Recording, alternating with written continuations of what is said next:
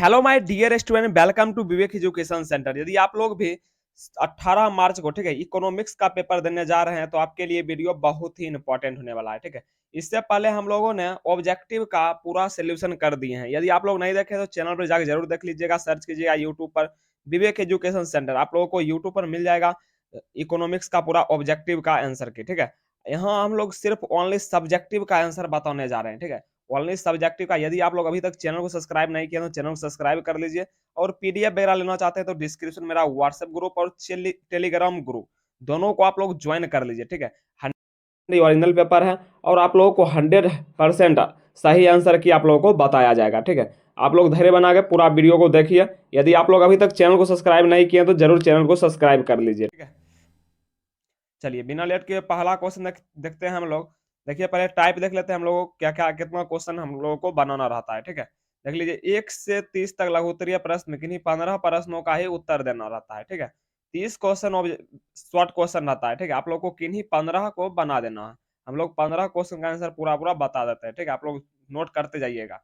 चलिए, अगला पहला क्वेश्चन है, भारत में औपनिवेशिक शासन के 2 प्रभाव को लिखे। इसका आंसर कि आप लोग नीचे जाइएगा तो आप लोगों को प्रॉपर आंसर की आप लोगों को यहाँ मिल जाएगा। ठीक है, 100% सही सही आंसर की आप लोगों को इस चैनल पर देखने को मिलेगा। ठीक है, देखिए क्या है इसका आंसर सही हो जाएगा। आधुनिक उद्योगों की शुरुआत की गई जिसमें भारत में एक नए पेशेवर माध्यम वर्ग के पेशों में वृद्धि हुई और जाति व्यवस्था में बदलाव आया। औद्योगिकरण से शहरीकरण भी हुआ। पूरे भारत में आधुनिक शहरों का उदय हुआ। ठीक है, चलिए 2 नंबर क्वेश्चन देखते हैं। 1 नंबर का आप लोग, मैं आशा करता हूँ आप लोग नोट करते जाते होंगे। ठीक है, यदि आप लोग चाहते हैं पीडीएफ मिल जाए तो डिस्क्रिप्शन में मेरा व्हाट्सएप ग्रुप है, जरूर ज्वाइन कर लीजिए। ठीक है, चलिए अगला क्वेश्चन है, स्वतंत्रता के समय देश में काम कर रहे 4 आधुनिक उद्योगों के नाम बताना है। ठीक है, इसका बिल्कुल ही राइट आंसर आप लोग नीचे जाइएगा तो आप लोग पूरा 100% ओरिजिनल पेपर आंसर पा लीजिएगा। ठीक है, चलिए अगला इसका आंसर की आप लोग देखिएगा, चीनी उद्योग, इस्पात उद्योग, सीमेंट उद्योग, रासायनिक और कागज उद्योग। ठीक है, ये सभी आप लोग लिख दीजिए। 100% आप लोगों का 100 में 100 आएगा। ठीक है, चलिए अगला क्वेश्चन देखिएगा आप लोग, 3 नंबर क्वेश्चन। 3 नंबर क्या है, विक्रय अधिशेष से आप क्या समझते हैं। 3 नंबर का आप लोग देखिएगा, नीचे जाइएगा तो आप लोगों को प्रॉपर आंसर मिल जाएगा। ठीक है, आप लोग चैनल को जरूर सब्सक्राइब कर लीजिए। ठीक है, सभी पेपर का आप लोगों का सबसे पहले यहाँ वायरल पेपर यहाँ देखने को मिलेगा। ठीक है, और 12th की तैयारी करने के लिए अभी से ही ज्वाइन कर लीजिए विवेक एजुकेशन सेंटर को। ठीक है, कृषि उपज का वह हिस्सा है जो किसानों द्वारा बाजार में बेचा जाता है, उसे विक्रय अधिशेष कहा जाता है। ठीक है, 3 नंबर का आप लोग इतना दूर लिख दीजिएगा, आप लोगों को 2 में 2 मार्क्स मिल जाएगा। चलिए 4 नंबर क्वेश्चन आप लोग देखिएगा। 4 नंबर क्वेश्चन क्या पूछा गया है, 15 क्वेश्चन हम लोग को सिर्फ बनाना है। ठीक है, हरित क्रांति क्या है, हरित क्रांति क्या है, आप लोग नीचे वहां पर जाइएगा, फिर आप लोगों को सही सही आंसर की सभी का मिल जाएगा। हरित क्रांति क्या है, आप लोग यहाँ से प्रॉपर आंसर की नोट कर सकते हैं। हरित क्रांति, जिसे तीसरी कृषि क्रांति के रूप में जाना जाता है, औद्योगिक हस्तांतरण की पहल की अवधि थी जिसने फसलों की पैदावार और कृषि उत्पादन में बहुत वृद्धि देखी। कृषि में ये परिवर्तन द्वितीय विश्व युद्ध के बाद विकसित देश में शुरू हुआ और 1990 के दशक के अंत तक विश्व स्तर पर फैल गया। आप लोग इतना दूर लिख लीजिएगा, 100% आप लोगों का सही हो जाएगा। ठीक है, चलिए 5 नंबर क्वेश्चन हम लोग देखते हैं क्या है। 5 नंबर में, भारत में पंचवर्षीय योजना का क्या लक्ष्य था, किन्हीं 4 उद्देश्य को लिखे। 4 उद्देश्य को आप लोगों को बताना है। ठीक है, चलिए इसका 5 नंबर का आप लोग यहाँ से देखिएगा, पंचवर्षीय योजना। पंचवर्षीय योजना, योजना आयोग के सुझाव दिया गया कि भारत को 5 वर्ष की अवधि की योजना की तैयार करनी चाहिए, इसलिए भारत की विकास योजनाओं को पंचवर्षीय योजना कहा गया। इसके 4 मुख्य उद्देश्य हैं, विकास, आधुनिकीकरण, आत्मनिर्भर और समता। ठीक है, 100% आप लोगों को यहाँ सही सही आंसर की मिल जाएगा। ठीक है, चलिए 6 नंबर क्वेश्चन देखते हैं क्या पूछा गया है। 6 नंबर, समानता के साथ समृद्धि में भारतीय योजना के उद्देश्य की व्याख्या करें। ठीक है, 6 नंबर का आप लोग फिर वहां आइए, नीचे आप लोग जाइएगा तो आप लोगों को पूरा आंसर की मिल जाएगा। ठीक है, 6 नंबर का देखिएगा, इतना दूर आप लिखिएगा, समानता के साथ समृद्धि में आशय वृद्धि के साथ साथ जन सामान्य जीवन में सुधार है।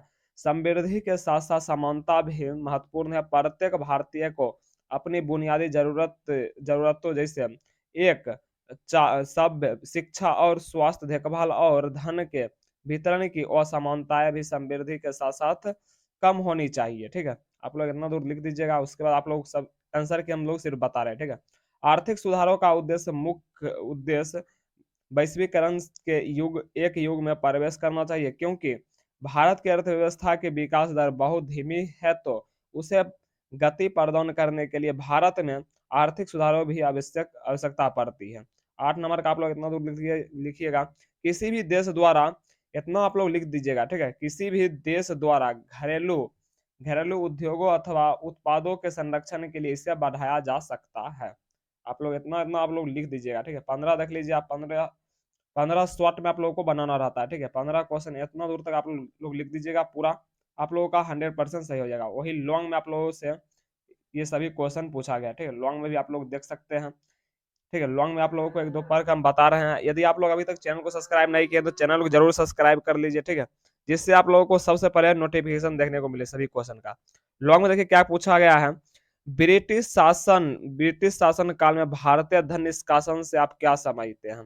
ठीक है, 31 नंबर का आप लोग देखिएगा। लॉन्ग में ये पूछा गया है। ठीक है, लॉन्ग में देखिए 31 नंबर का आंसर आप लोग इतना यहाँ से यहाँ तक लिखना है।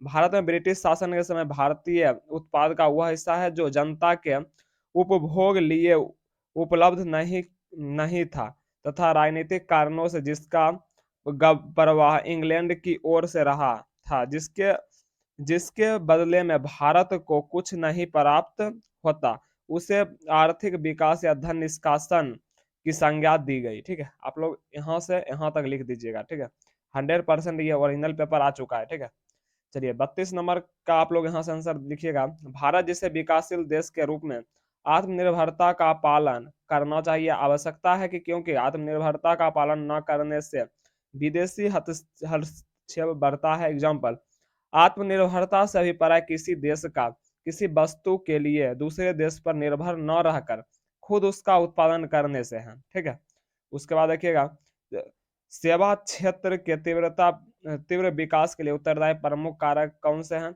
अंतिम उत्पादन के रूप में सेवाओं की उच्च मांग भारत भारत सेवा के लिए एक नया बाजार था। क्षेत्र संचार, उदारीकरण और आर्थिक सुधार, भारतीय सेवा क्षेत्र का विकास इसी तरह उदारीकरण और 1991 के ईस्वी में शुरू किए गए विभिन्न आर्थिक सुधारों से के कारण हुआ। ठीक है, आप लोग 34 का भी आप लोग यहाँ देख सकते हैं। ठीक है, शिक्षा शिक्षा से मानव की उत्पादकता वृद्धि होती है। शिक्षा मनुष्य के आर्थिक और सामाजिक विकास में समृद्धि करती है। शिक्षा से समाज में आधुनिकीकरण संभव हो पाता है।